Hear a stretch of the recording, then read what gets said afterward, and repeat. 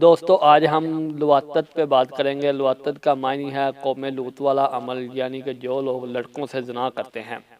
دوستو لواطت کبیرہ گناہ ہے اور اللہ تعالیٰ نے کبیرہ گناہوں کے متعلق فرمایا ہے اگر تم بڑے بڑے گناہوں سے بچو تو ہم تمہاری چھوٹی چھوٹی برائیاں ختم کر دیں گے اور تمہیں بہترین جگہ میں داخل کریں گے۔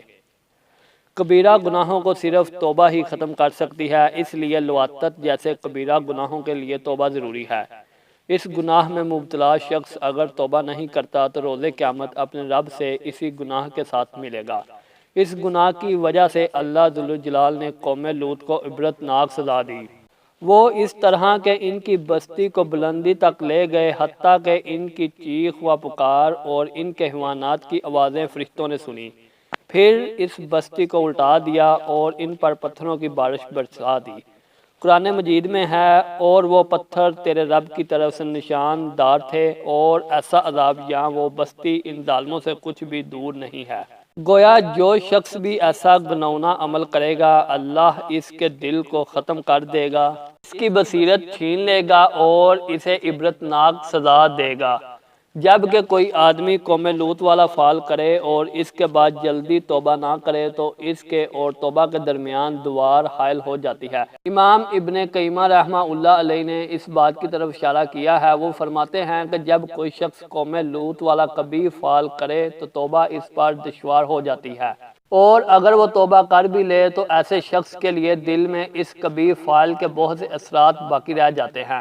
حالانکہ یہ کہ اللہ تعالیٰ خصوصی رحمت سے نوازے تو اس کی رحمت بہت وسیع ہے۔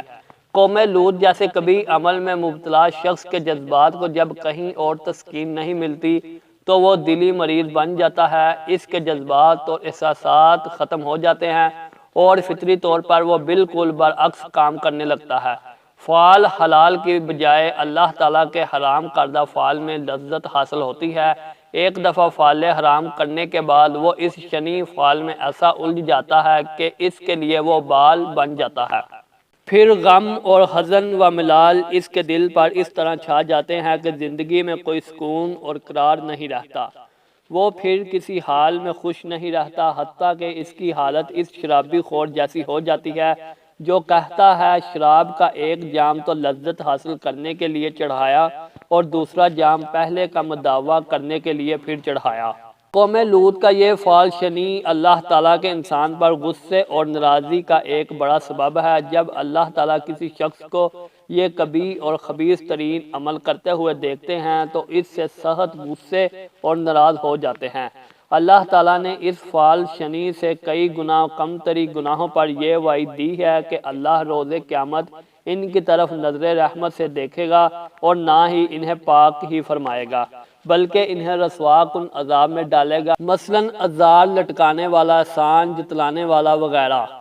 قوم لوط جیسے عمل میں مبتلا شخص کو اخروی عذاب کے علاوہ دنیاوی عذابوں جیسے اپنے نفس، اہل عیال اور مال کے عذابوں میں ڈالا جاتا ہے۔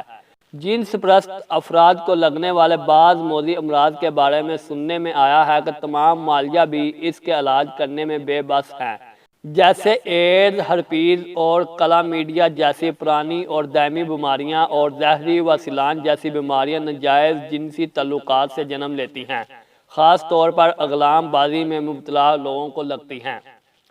دوستو یہ تھی آج کی ویڈیو، اگر اچھی لگے لائک کریں، کمنٹ کریں اور چینل کو سبسکرائب کریں۔ شکریہ۔